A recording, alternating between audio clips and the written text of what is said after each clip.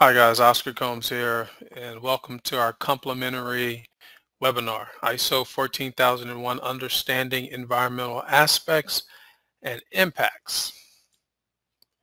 I'd like to briefly introduce myself today as your speaker. As I mentioned, I'm Oscar Combs. I'm the senior consultant here at the ISO 9001 group.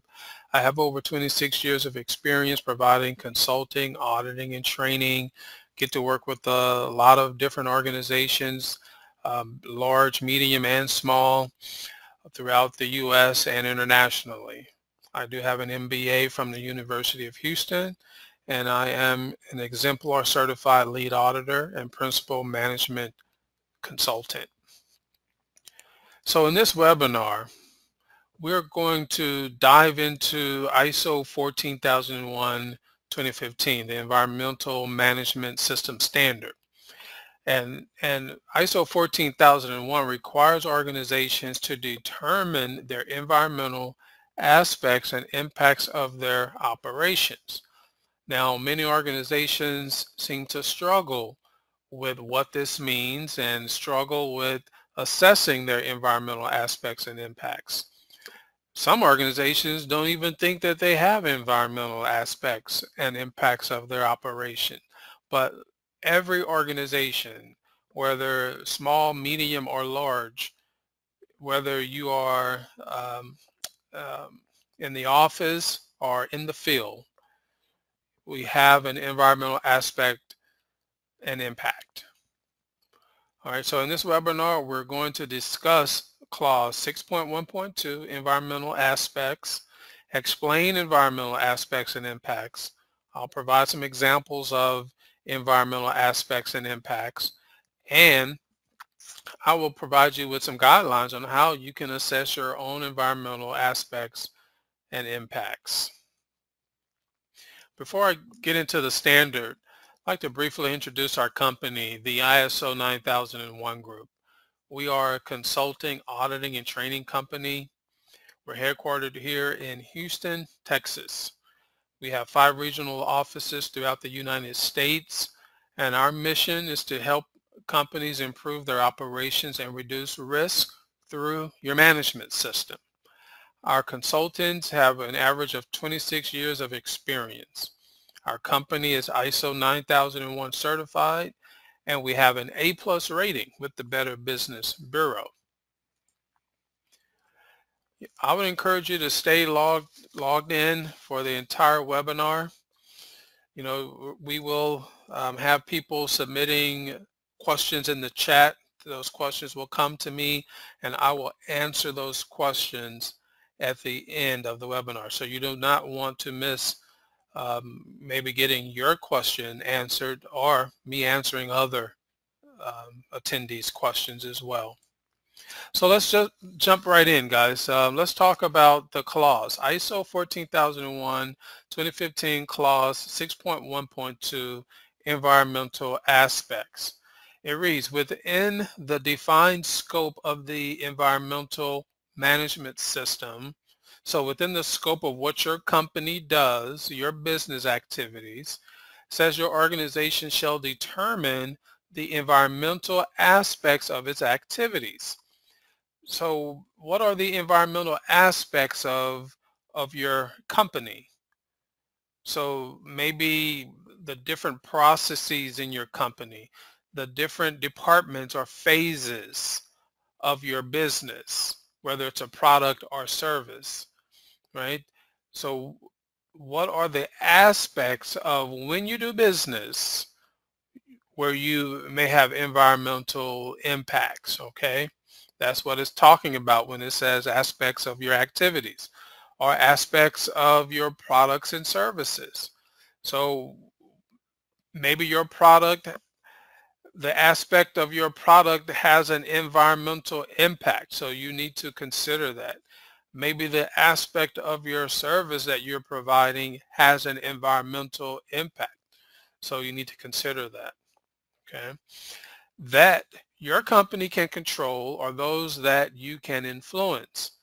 So first, you want to put your focus on your company's environmental aspects, your activities, your products, your services. But you may also be able to influence maybe environmental aspects of your suppliers as well, right? You have some influence over your suppliers and their associated environmental impacts. So the activities or the aspects or the phases of operation, these are considered the aspects. And in those phases of operation, what are the environmental impacts? And then we need to consider a life cycle perspective. So if you have a product, for example, what's the life cycle of your product from start to end, and what are the environmental impacts of your product throughout its entire life cycle? Standard then says we need to determine the environmental aspects of the organization, or when determining the environmental aspects, the organization shall take into account A, change, including planned or new developments, and new or modified activities, products, and services. So when you're determining your environmental aspects, what changes are you planning to make to your product and service? Maybe, are there any new developments that you're developing in your product, enhancing your product? Maybe these changes will have a more of an environmental impact, or may introduce additional environmental aspects. Then it says B, that we need to take into account abnormal conditions and reasonably foreseeable emergency situations. So what are the abnormal conditions? So risk, right?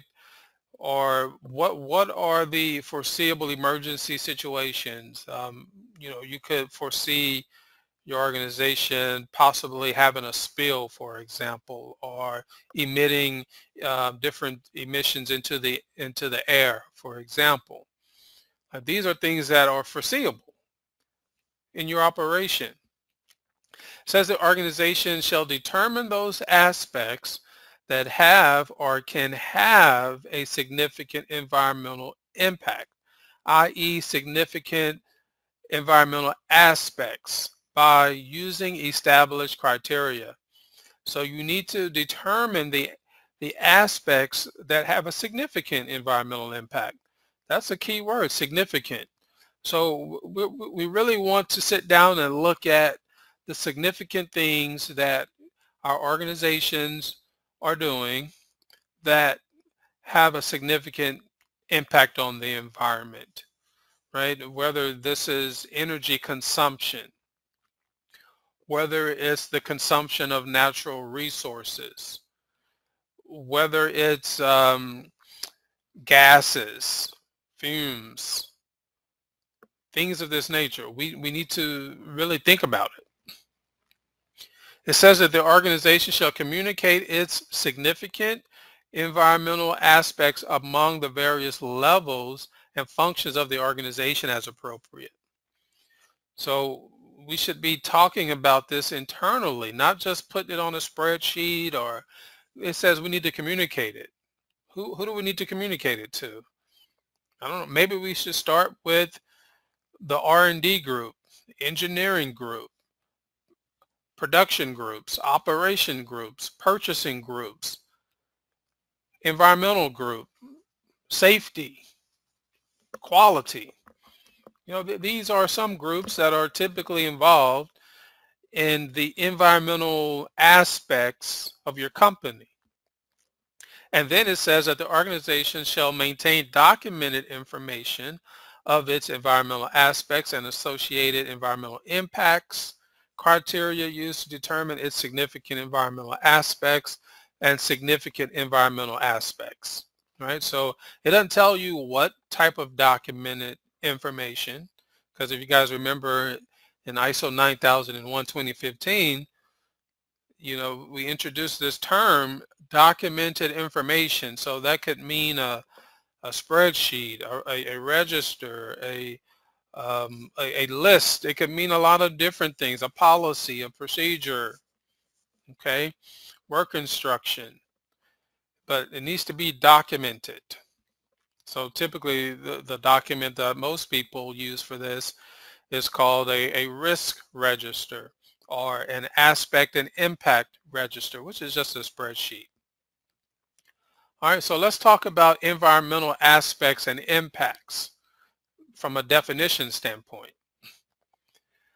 So when we look at environmental aspect, the definition says it's the element of an organization's activities or products or services that interacts or can interact with the environment.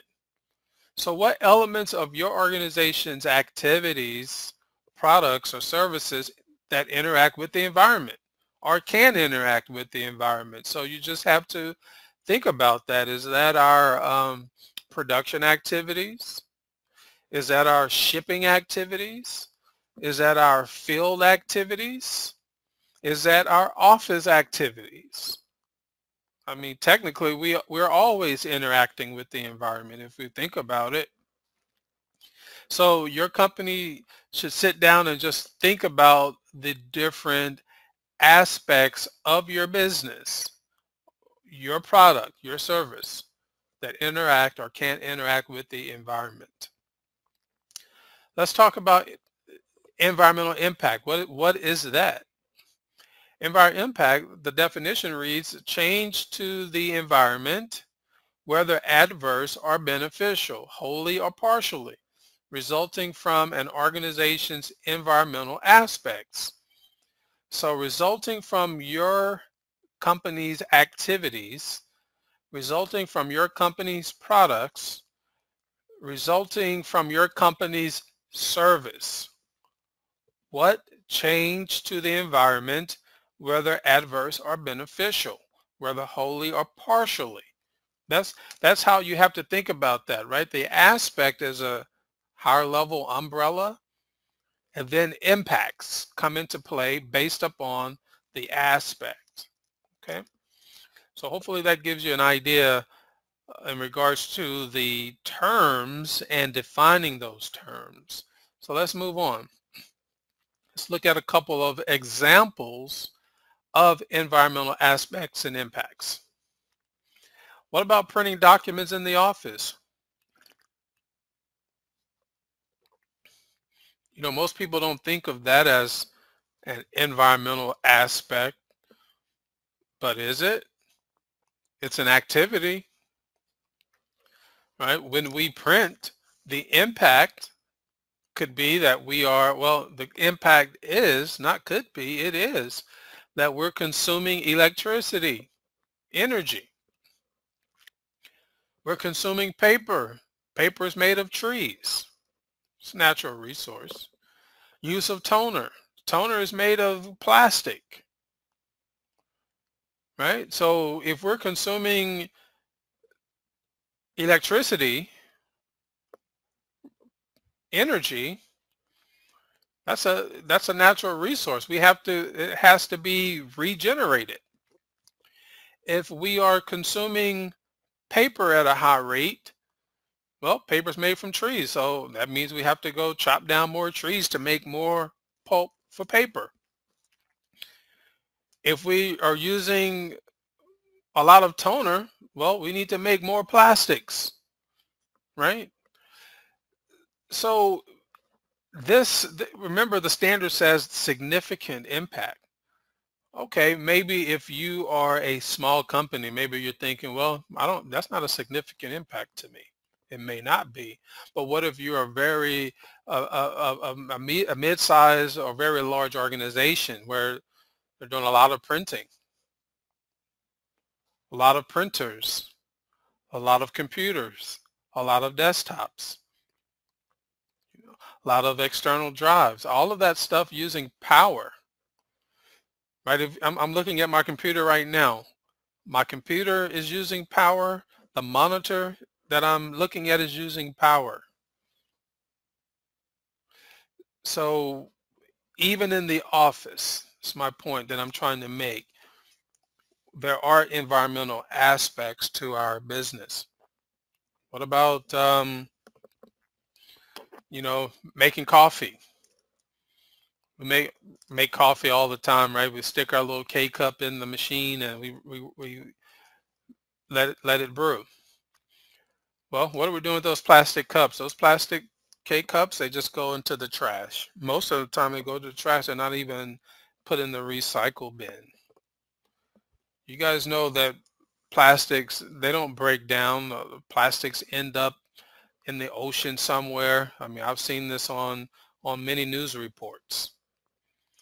So in the office, just because you're in the office, or maybe your company is a administrative type company where you don't have any production or you're not in the field doing any activities, you still have an environmental impact. And then the standard says we need to establish criteria to determine the significance of those impacts. So here I've identified this as low. Your company may say medium, maybe high. So you have to define what low, medium, and high means for your organization. Here's another example, shipping products from point A to B. Well, it's more than just shipping. I mean, those vehicles are consuming fuel, right? We are currently having a fuel shortage. Well, when we're shipping, we're using fuel.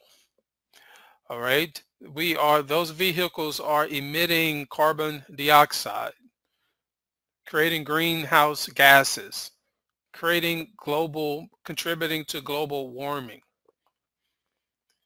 Right. So it's more than just shipping. It's more than you just shipping products from your shipping dock to your customer's receiving dock. I mean, we all can think of a lot of very large logistic type companies that's all they do, ship. Well, for them, this would be a high aspect and impact, right? Because they ensure volume. That's all they do. They have a lot of trucks on the road. So, a lot of other vehicles, planes, trains, ships, all of those things have an environmental impact. What about manufacturing? The aspect of manufacturing, the activity of manufacturing. Well, when we're making things, we're consuming more electricity, more fuel in many cases, polluting the air, toxic chemicals and waste. Sometimes we have spills. Remember, the standard says, well, foreseeable impacts, right? Well, if you are in manufacturing and it's foreseeable that you could be releasing toxic gases into the air, polluting the air.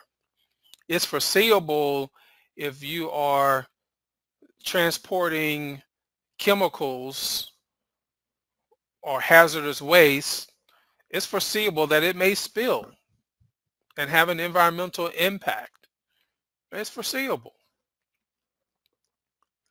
What about, and so the impact here we said would be high, right?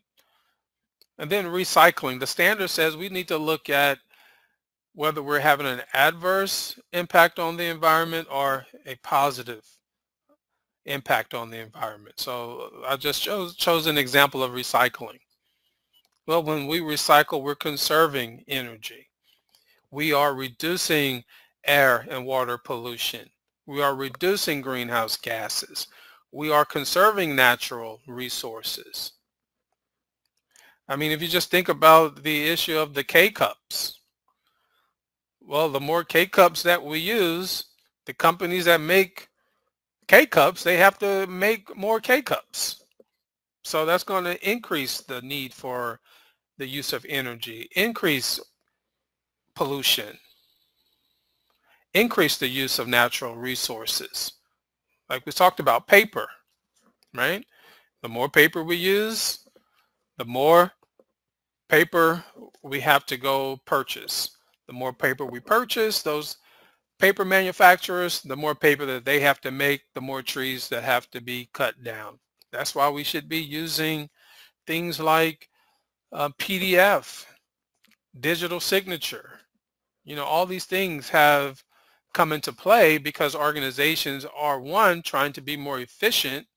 Secondly, they're also trying to improve their environmental impact or lessen their environmental impact. So these are some very practical examples.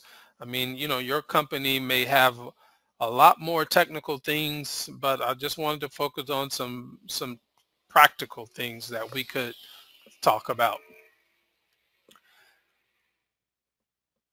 So I would like to give you some examples on how you can assess your company's environmental aspects and impacts.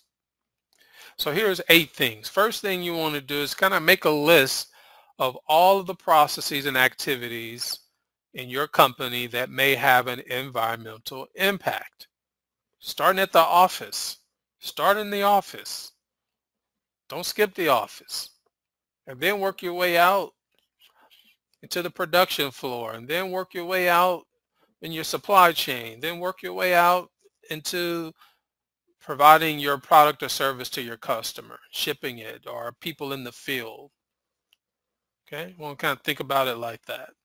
Number 2, make a list of your products and services that may have the environmental impact. So what are you producing?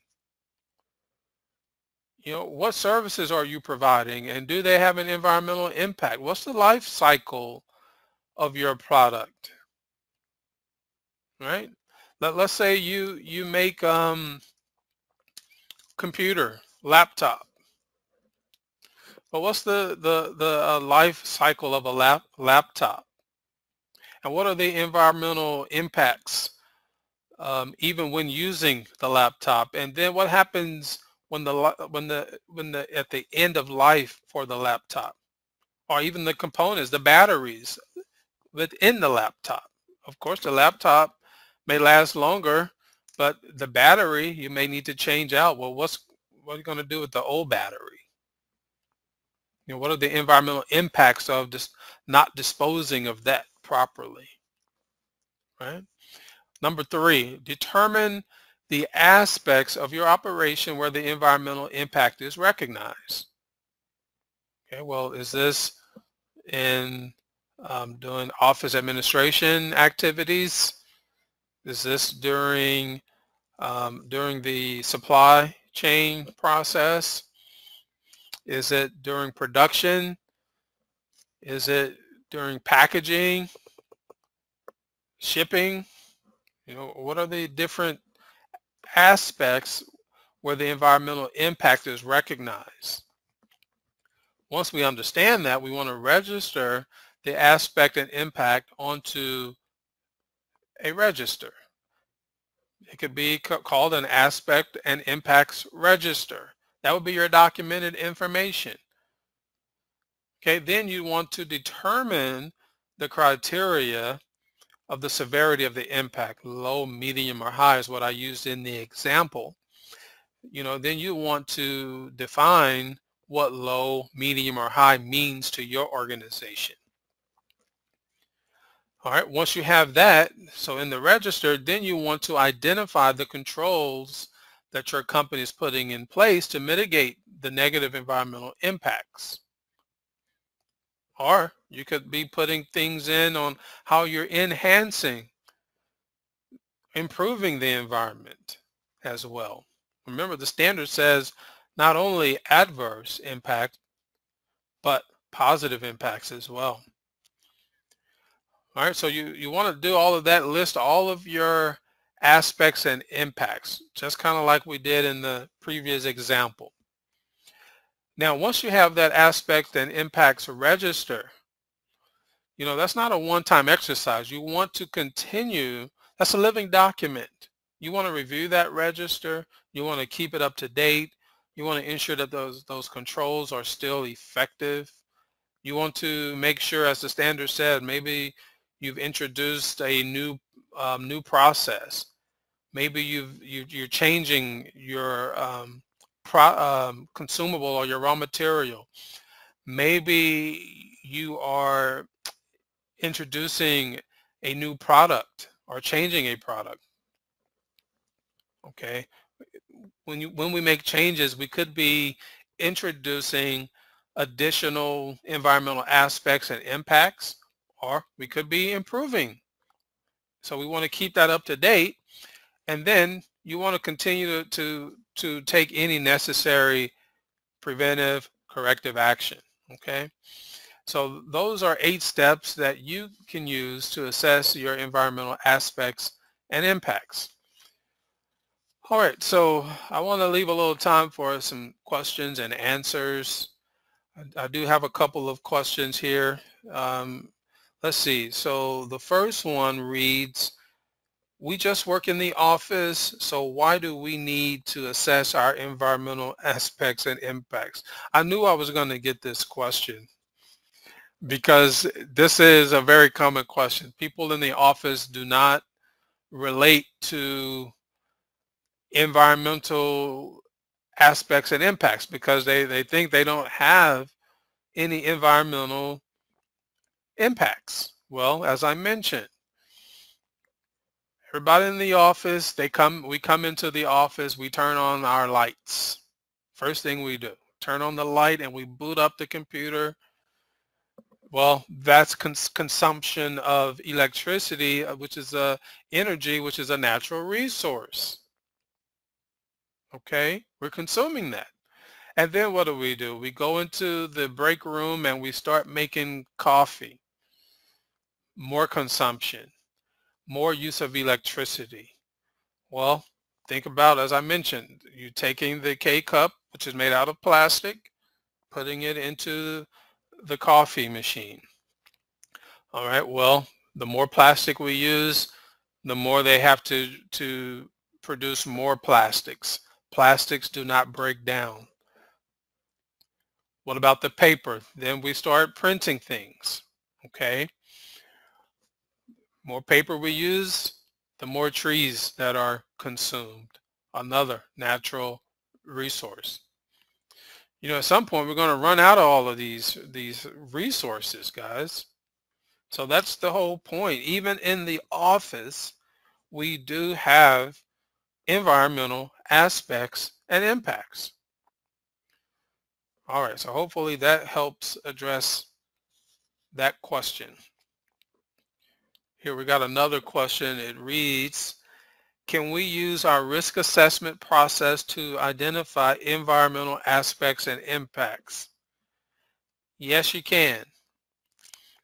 Literally, the ISO 9001 2015 and ISO 14001 2015 were aligned so to make that easy. So in 9001, we have to assess our risk. It's called risk-based thinking. In ISO 14001, it's called aspects and impacts. All right, ISO 14001 also has risk in it as well, but an aspect and impact is different than a risk. All right, so you can probably use your risk register, but you'll probably have to make some minor modifications to the risk register if you want to kind of integrate it, if you will, to include those additional pieces of data like aspect. The impact would be the risk, and the control you would already have in your risk register. So you'd have to just kind of see what other pieces of data you would need to add or integrate into your risk register. All right, we got one more question here. Let's see, this one says, after we assess our aspects and impacts, what's next? That's a really good question. What's next is to control or lessen the impact of your environmental impact, to lessen the impact on the environment. Put controls in place. put things in place to enhance the environment. There's a lot of activity going around in many organizations, carbon credits. A lot of things are happening where organizations are seeing the benefits and understanding their environmental impact, the footprint that we are having on the environment, and working to reduce that. I mean, even if it's just as simple as putting switches on in your office so that when you leave, the lights automatically turn off. Simple stuff like that, right? So there's a lot of things that are going on out there, guys, where organizations are really starting to we got the electric vehicles, for example. Like, that's a big thing. That's really about everybody trying to consume less oil and gas and things of this nature, right? I mean, it's an electric vehicle, so even in that, it has some environmental impacts, but again, it's ran out off of battery power and using less fuel. It's not about getting rid of fuel consumption, but it's lessening the use or dependency on it. All right, so what's next is that we want to take action. That's what's next.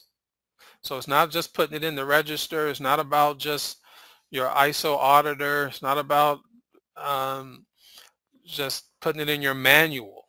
It's about changing the culture in your company to have a better or less impact on the environment. Okay. All right, guys. Well, thank you so much for attending our complimentary webinar. Feel free to contact us for any consulting, auditing, or training needs that you may have. I encourage you to visit our website, ISO9001group.com. Give us a call, 832-326-9796. I know everybody is out there on social media. You can find us out there too. Go and follow us, like our page. This video will be posted on our social media. So, we get a kick out of really helping organizations improve their operations and reducing their risk. All right, guys, Oscar Combs here with the ISO 9001 Group. Stay tuned for our next complimentary webinar. Talk to you soon. Bye-bye.